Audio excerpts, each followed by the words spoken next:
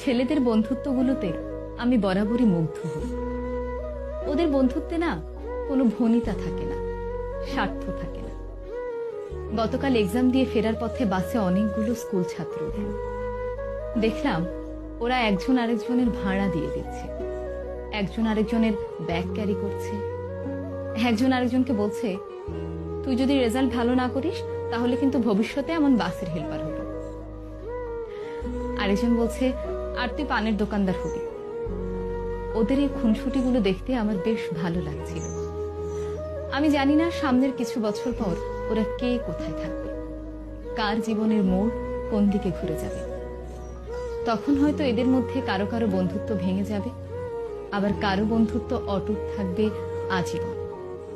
তবে ওদের এখনকার যে বন্ডিংটা, এটা দেখে আমার খুব ভালো লাগলো। ওরাও হয়তো একটা সময় পর এই সময়টাকে অনেক মিস করবে। তবে যে যাই বলুক না কেন, ছেলেদের বন্ধুত্বগুলো অদ্ভুত রকমের সুন্দর হয়।